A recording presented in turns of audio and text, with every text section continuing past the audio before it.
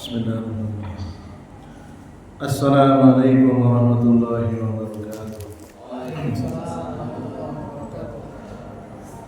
Alhamdulillahi thayyiban mubarakan fihi kama yuhibbu rabbuna wa yarda. Ashhadu an la ilaha illallah wahdahu la syarika lah wa ashhadu anna Muhammadan abduhu wa rasuluhu amma ba'du. Qala Allah ta'ala fi Qur'anil Karim ya ayyuhalladzina amanu taqullaha wa qulu qawlan sadida yuslih lakum a'malakum wa yaghfir lakum dhunubakum wa man yuti'illaha wa rasulahu faqad faza fawzan 'azima. Wa qala Nabi sallallahu alaihi wa ala alihi wasallam man yuridillahu bihi khairan yufaqihuhu fid din. Wa qala aidan inna Allaha yuqidu kulla 'alimin bid dunya jahilin bil akhirati. Jamaah salat maghrib Masjid Muhammadiyah Darul Hasan rahimani wa rahimakumullah. Alhamdulillah, dengan segala banyaknya kenikmatan yang sudah kita rasakan, alhamdulillah kita telah melewati 10 Zulhijjah dan kita telah melakukan syiar Islam, yaitu melakukan penyembelihan hewan kurban, dan itu semata-mata dalam rangka kita merealisasikan akidah yang lurus, tauhid yang benar, yaitu mendekatkan diri kepada Allah Subhanahu wa taala. Shalawat serta salam semoga tercurah limpahkan kepada Nabi kita, Nabi besar Nabi Muhammad SAW, pada keluarganya, segenap sahabatnya dan umatnya yang mencintai beliau hingga akhir zaman. Masih kita melanjutkan Thalabul ilmi, menuntut ilmu agama, dengan topik yang masih sama, yaitu akidatul ahli sunnati wal jamaah, akidah yang diyakini oleh Nabi Muhammad SAW dan para murid-murid beliau, yaitu para sahabat radhiyallahu anhum ajmain, yang direkam, dirangkum, disusun oleh para ulama. Di antaranya ulama abad ini Syekh Muhammad bin Shalih Al-Utsaimin rahimahullahu taala. Ya. Kitab-kitab beliau, di antaranya kitab fikih, itu sering dijadikan referensi oleh Majelis Tarjih Muhammadiyah. Ya. Banyak sekali saya lihat para ustaz-ustaz Tarjih Muhammadiyah sering mengutip kitab karya Syekh Muhammad bin Shalih Al-Utsaimin rahimahullah ta'ala. Berikutnya subtemanya adalah beriman kepada para nabi dan rasul. Saya coba menggunakan satu referensi, yaitu Aqidatul Ahlussunnah wal Jamaah karya Syekh Muhammad bin Shalih Al-Utsaimin, ditambah dengan kitab-kitab yang lainnya. Di antaranya Qaul Syahid fi ma yajibu 'alal 'abid karya Syekh Al-Ma'ani, kemudian Al-Qadimu fil Aqidah. Ya, saya tambahkan kira-kira 3 kitab. Qala al-mu'allif rahimahullah ta'ala wa nu'minu bi anna Allah ta'ala ba'atsa ila khalqihi rusulan. Rasulullah dan para sahabat beriman bahwasanya Allah yang Maha Tinggi telah mengirim, telah mengutus kepada makhluknya, yaitu manusia, jin. Para rasul, rusulan ini berarti lebih dari 2, jamak taksir, ya. Rusulan, para rasul. Kalau tunggalnya rasulan. Allah sebutkan dalam surat An-Nisa ayat 165, mubasyirina wa mundhirina li'alla yakuna lin-nasi 'ala Allahi hujjatun ba'da rusul wa kana Allahu 'azizan hakima. Kami mengutus rasul-rasul sebagai pembawa berita gembira. Berita gembira di sini maksudnya apa? Mengajarkan akidah yang benar agar masuk surga dan ibadah-ibadah lainnya. Dan pemberi peringatan, apa maksudnya? Mengajarkan seluruh makhluk untuk menjauhi maksiat, dan maksiat yang terbesar adalah menyekutukan Allah dan maksiat-maksiat di bawahnya, ya. Agar tidak ada alasan bagi manusia untuk membantah Allah setelah diutusnya para rasul itu. Allah Maha Perkasa lagi Maha Bijaksana. Dengan diutusnya saya di Masjid Darul Hasan ini atas izin Allah, maka jamaah yang ada di sini nanti di hadapan Allah tidak punya alasan untuk ngeles. Tidak ada alasan mengatakan saya tidak tahu. Kenapa? Sudah sampai dakwah akidah ke masjid ini. Ya. Kalau bukan izin Allah, saya tidak mungkin bisa masuk ke masjid ini dengan berbagai macam alasan. Entah itu saya sakit, entah karena saya kesibukan, atau karena ada acara lain, ya. Tapi Allah izinkan saya bisa membacakan kitab para ulama. Wa nu'minu bi anna awwalahum, dan Rasulullah SAW mengajarkan kepada kita beriman bahwasanya awwalahum, Rasul pertama Nuh, ya, Nuh, Nabi Nuh. Kenapa tidak Nabi Adam? Apa jawabannya? Kenapa kok tidak Nabi Adam? Kan Nabi Adam pertama. Ada yang bisa jawab? Karena definisi Rasul diantaranya adalah mendakwahi orang-orang yang mayoritas sudah musyrik. Nabi Adam yang dihadapi siapa? Istrinya muslim, muwahhid, anaknya muwahhid. Sampai 1000 tahun gak ada yang berbuat syirik. Di antara mereka hanya membunuh, ya, kemudian dengki kepada saudaranya, zalim sama saudaranya, tapi tidak berbuat syirik. Bayangkan 1000 tahun Nabi Adam mengajarkan keturunannya untuk mengesahkan Allah. Tidak ada yang berbuat syirik. Setannya sampai putus asa. Gimana caranya ini? Nabi Adam ini semuanya bertauhid semua. Setelah Nabi Adam wafat, sudah 10 abad, baru ketahuan cara agar manusia itu jatuh kepada kesyirikan dan kekal di neraka, yaitu dengan mengkeramatkan kuburan orang-orang soleh. Oh, ini formulanya supaya manusia itu tidak akan masuk surga. Jadi Rasul yang pertama Nuh, karena Nuh menghadapi masyarakat yang tidak muslim lagi, sedikit sekali, cuma berapa puluh orang yang naik perahu.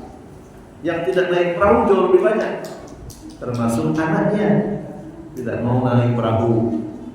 Dia lebih percaya dengan para duat yang mengajak kepada neraka daripada ayahnya sendiri. Wa akhiruhum Muhammadun sallallahu alaihi wasallam ajmain, dan Rasul terakhir adalah Nabi Muhammad sallallahu alaihi wasallam. Beliau menghadapi mayoritas muslim atau mayoritas musyrik. Mayoritas musyrik yang dihadapi oleh Rasulullah. Bahkan keluarga besarnya Bani Hashim itu rata-rata musyrik. Ya, hanya beberapa sahabat saja yang tidak musyrik. Di antaranya Abu Bakar As-Siddiq, Utsman bin Affan, pendeta Bukhara, ya, yang masih menganut tauhid walaupun syariatnya mengikuti siapa? Nabi Isa alaihissalam. Mayoritas itu musyrik. Ya, di antara paman-pamannya terbelah menjadi dua, ada yang musyrik, ada yang muwahhid. Ya, demikian juga saudara satu suku Quraisy lainnya. Jadi di antara perbedaan Nabi dan Rasul, Rasul itu yang dihadapi mayoritas musyrik. Makanya jauh lebih berat. Bayangkan sekarang misalnya kita dikirim ke negeri sekuler, katakanlah Amerika misalnya, tentu jauh lebih berat dakwahnya dibandingkan kita dikirim ke Malaysia misalnya. Malaysia mayoritas muslim, Amerika mayoritas non muslim, jauh lebih berat. Ya. Inna auhayna ilaika kama auhayna ila Nuhin wan nabiyina min ba'dih. Sesungguhnya kami telah memberikan kitab suci, memberikan wahyu kepada Nabi Muhammad, dan sebagaimana kami telah memberikan kitab suci, wahyu kepada Nabi Nuh dan nabi-nabi setelahnya. Kemudian diulangi lagi di surat An-Nisa ayat 163, maka Muhammadun aba ahadin min rijalikum walakin Rasulullahi wa khataman nabiyyin. Dan Muhammad itu bukanlah ayah dari seorang di antara kalian, melainkan dia adalah utusan Allah dan penutup para nabi. Ya. Ayat ini juga memberikan indikasi bahwasanya Rasulullah itu nasabnya terputus, bukan bapak seorang di antara kalian. Anak Rasulullah yang laki-laki wafat semua di waktu kecil. Yang meneruskan keturunan dari anak perempuan hanya Fatimah saja. Sedangkan nasab itu dihitung dari jalur laki-laki. Adapun anaknya Fatimah, kalaupun mau dinasabkan, jalurnya jalur Ali bin Abi Thalib. Ali bin Abi Thalib itu satu kakek dengan Rasulullah SAW. Ya. Wa anna afdalahum Muhammadun, dan yang paling utama di antara 125 nabi dan rasul itu sekitar 313.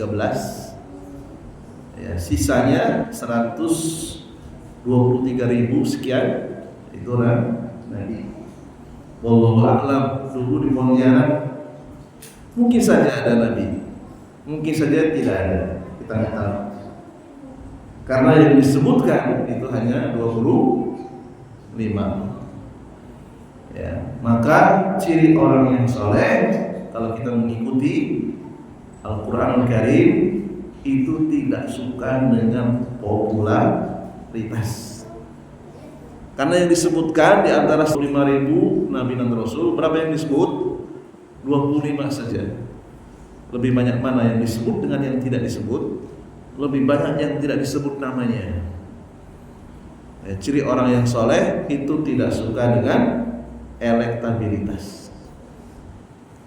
Ya, tidak suka dengan popularitas.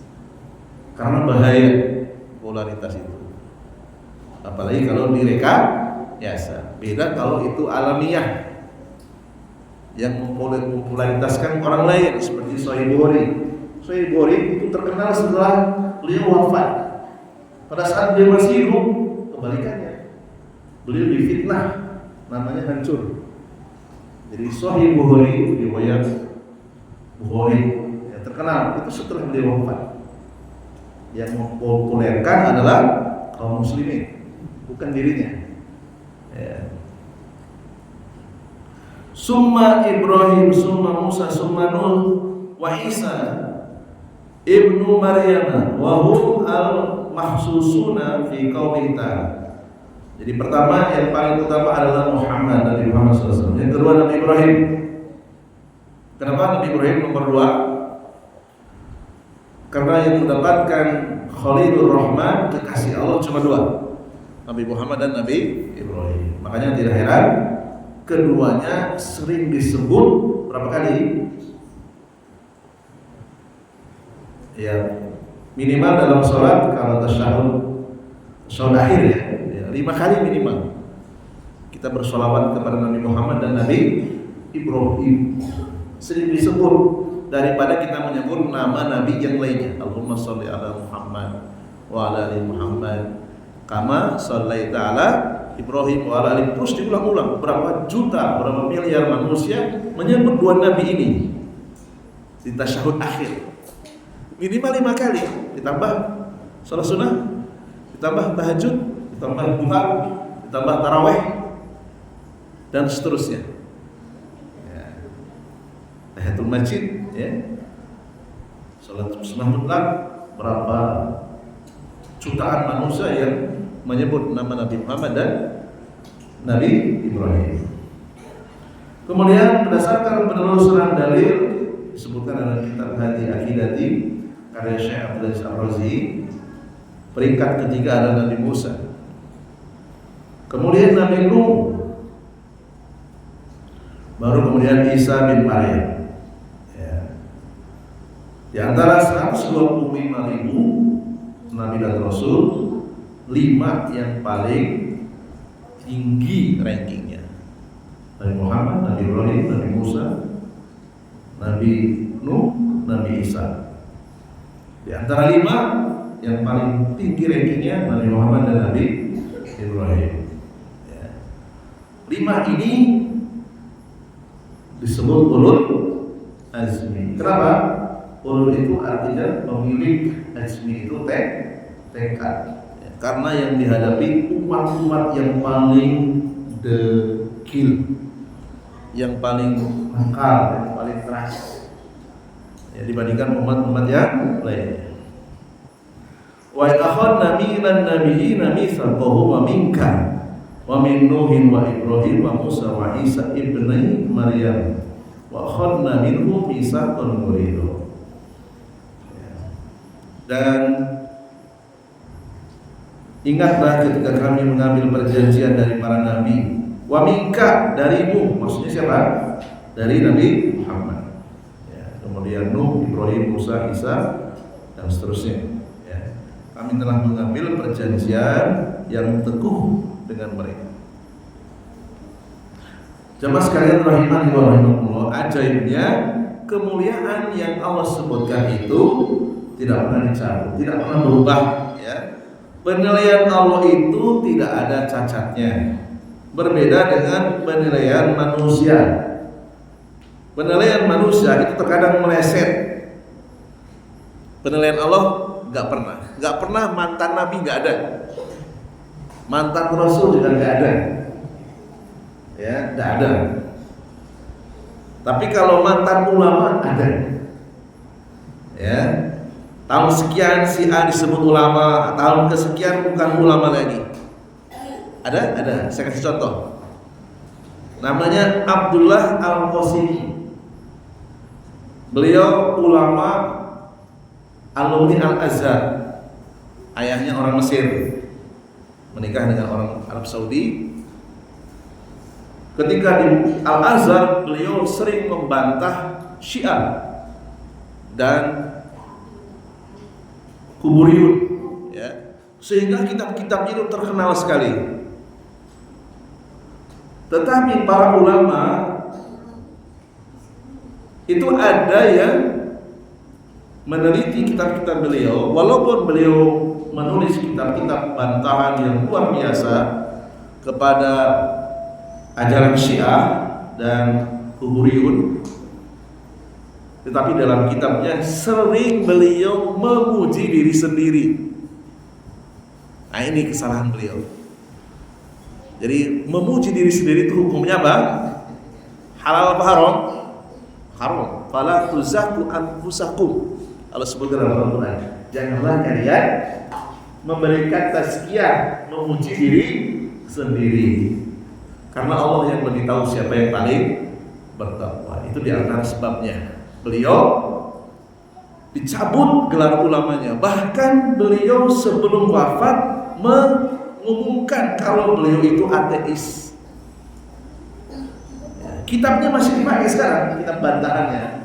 Tetapi sebelum beliau wafat, beliau juga nulis kitab. Isinya adalah hujatan kepada Allah Subhanahu wa taala. Ya. Para ulama meneliti di antara sebab beliau digelincirkan oleh Allah suka memuji diri sendiri. Yang kedua, cinta popularitas.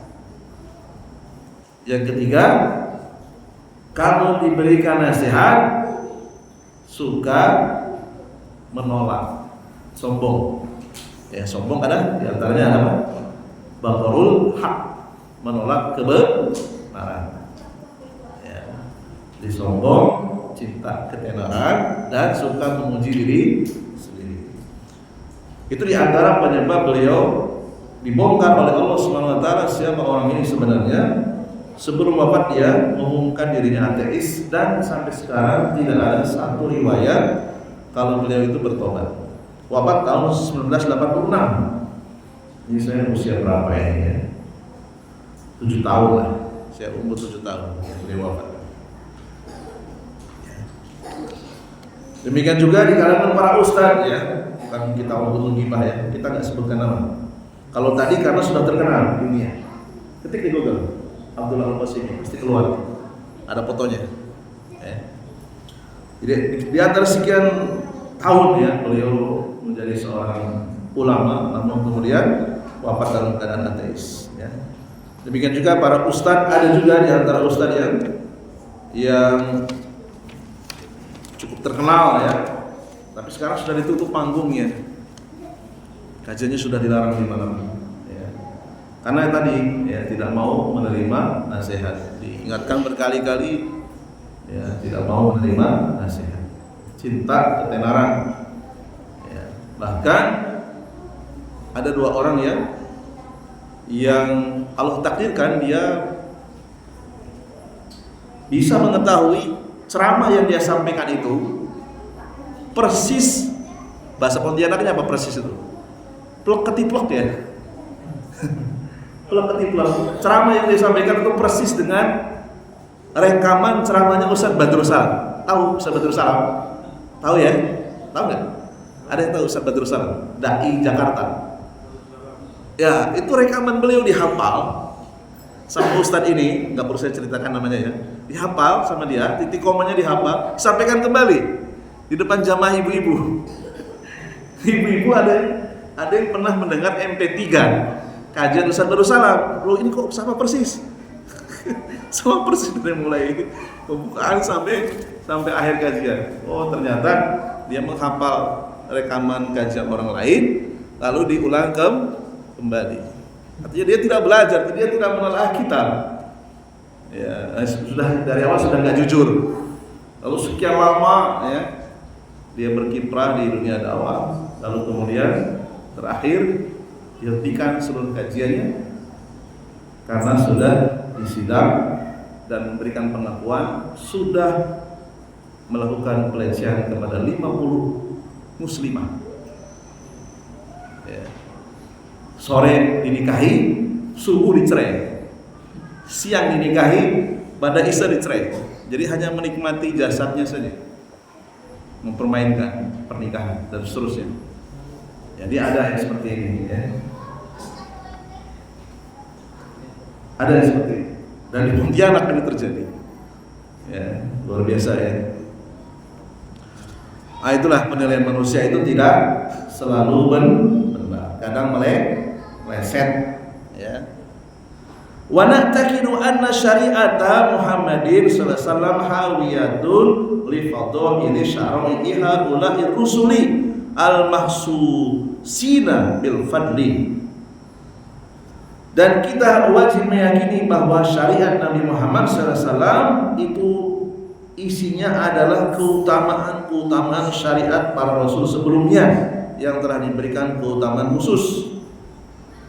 Jadi syariat Nabi Muhammad itu isinya adalah keutamaan, kumpulan keutamaan syariat-syariat sebelumnya.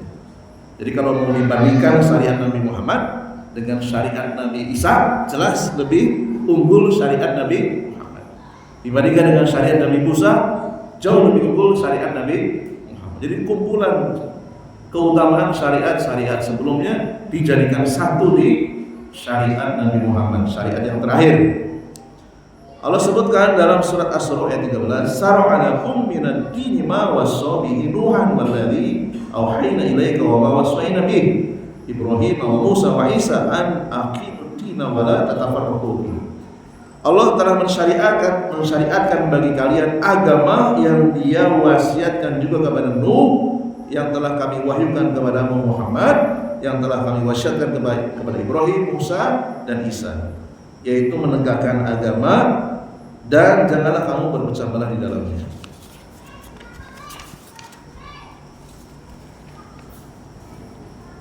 Jadi keutamaan syariat Nabi Muhammad itu tidak bisa dibandingkan dengan syariat sebelumnya.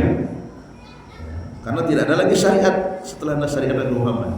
Kalau masih ada lagi berarti syariat Nabi Muhammad belum sempurna. Ya. Kalau kita baca dalam kitab Al-Qawaidul fil Aqidah, syariat Nabi Muhammad ini punya banyak kemudahan yang tidak dimiliki oleh syariat Nabi atau Rasul sebelumnya. Di antara yang pertama, syariat Nabi Muhammad boleh sholat di mana saja kecuali di kuburan dan di WC. Ju'ilat li al-ardu tahur, dijadikan seluruh permukaan bumi, kata Nabi, suci, boleh digunakan untuk sholat, kecuali apa? WC dan kuburan. Adapun syariat Nabi sebelumnya tidak boleh sholat kecuali harus di masjid. Jadi kalau kita melakukan perjalanan nggak ketemu masjid, nggak boleh sholat. Ya. Lalu gimana kalau melewati waktunya? Ya sudah, dipending, ditunda, dikumpulkan. Sholat yang kita tinggalkan lakukan di masjid kalau dia sudah mendapatkan masjid. Selama belum mendapatkan masjid, nggak boleh sholat. Ya. Untuk ini sangat menyulitkan. Kemudian yang kedua, di antara kemudahan syariat Nabi Muhammad, jika tidak ada air atau kita sakit tidak bisa menyentuh air, itu bisa diganti dengan tayamum. Syariat Nabi sebelumnya nggak ada tayamum. Yang disebutkan dalam kitab Al-Qawaidul fil Aqidah karya Syekh bin Baz rahimahullah ta'ala. Ya, umpamanya seminggu tidak turun hujan, air kolam sudah habis, terus gimana kita sholatnya? Kalau syariat dahulu sebelum syariat Nabi Muhammad, 7 hari dikumpulkan, sehari 5 kali, 5 kali 7 35 kali sholat wajib. Hari ke-8 turun hujan, maka hari ke-8 35 sholat wajib harus dilakukan di hari ke-8 di mana sudah turun hujan. Tentu ini sangat memberatkan. Bagaimana kalau sebulan? Ya, di daerah-daerah yang miskin air tentu sangat sulit. Ya. Syariat Nabi Muhammad diturunkan syariat tayamum. Selesai, walaupun tidak ada air bisa tetap sholat. Ya. Kemudian yang ketiga, syariat Nabi Muhammad SAW, kalau kita berperang melawan orang kafir, tentara orang kafir ada yang laki-laki ada yang perempuan, kalah mereka, maka baju perangnya, pedangnya, tombaknya, perisainya, kan mahal itu, bisa dijual lagi, termasuk kendaraannya, kudanya, untanya, itu bisa dibagikan menjadi harta dimiliki oleh tentara kaum muslimin. Para wanitanya, orang kafir, itu bisa dibagi-bagikan. Ya. Jadi kalau kita berperang dengan orang kafir, dengan kafir Amerika misalnya, ya, maka wanitanya bisa jadi milik kita, dibagi-bagikan tanpa menikah, boleh ditiduri, halal. Kalau sampai hamil, maka jadi istri. Hamil, anaknya merdeka, ibunya statusnya bukan budak lagi. Itu dalam fikih, ya, dalam kajian fikih, budak yang ditiduri oleh majikannya lalu kemudian hamil, walaupun mungkin anaknya gugur meninggal, tetap dia tidak, statusnya bukan budak lagi. Kalau tuannya atau suaminya meninggal, dia langsung otomatis merdeka. Ya. Nah, harta rampasan perang syariat Nabi Muhammad itu dibagi-bagikan. Kalau Rasulullah masih hidup, 1/5 untuk Rasulullah. Sisanya berapa? 1/5 untuk Rasul, sisanya berapa? 4/5. Pinter matematikanya. Kalau yang bodoh lambat mikirnya. 4/5 untuk selain Rasul. Dibagi sesuai dengan rasio modal yang dia gunakan. Modalnya kuda tentu lebih besar daripada modalnya jalan kaki. Sebelum syariat Nabi Muhammad, harta rampasan perang itu dikumpulkan di lapangan, menunggu api turun dari langit. Bayangkan, kita melihat api turun dari langit itu kayak apa? Turun dari langit lalu kemudian api itu berputar membakar harta ghanimah. Ini juga dijelaskan dalam kitab Al-Qawadi'u fil Aqidati wa Wasailu As-Salamati Minat karya Syekh Bas rahimahullah. Jadi syariat Nabi Muhammad memudahkan pasukan kaum muslimin itu kaya raya kalau menang perang. Ya. Kemudian yang keempat, jika tidak kuat berdiri sholat maka diperbolehkan duduk, jika tidak kuat duduk diperbolehkan berbaring dan seterusnya. Kemudian di bulan puasa kalau kita sakit atau safar sehingga tidak kuat maka diperbolehkan berbuka dan bisa diganti di bulan yang lain. Demikian pembacaan kitab Aqidatu Ahli Sunnati wal Jamaah dan kitab-kitab lainnya. Mungkin ada yang diskusi atau pertanyaan atau kita lanjut sedikit lagi ya. Sedikit lagi Ustaz ya. Satu lembar lagi. Wa nu'minu bi anna jami'ar rusuli basyarun makhlukuna laisa lahum min khasa'isir rububiyyati syai'un. Dan kita wajib meyakini seluruh para rasul dan para nabi mereka manusia biasa, ya, tidak punya kekhususan untuk disembah, tidak mampu menciptakan, tidak mampu menghidupkan, tidak mampu mematikan, tidak mampu memberi rezeki dan seterusnya. Dan Allah sebutkan tentang Nuh sebagai rasul pertama, wala aqulu lakum inni khazainullahi wala a'lamul ghaiba wala aqulu inni malak. Aku tidak mengatakan kepadamu bahwa aku mempunyai rezeki Allah. Ya. Artinya rezeki itu dari Allah bukan dari saya. Aku tidak mengetahui yang gaib, tidak pula mengatakan bahwa sesungguhnya aku adalah malaikat. Surat Hud ayat 31. Wa amara Allah Ta'ala Muhammadan wa huwa akhiruhum an yaqul.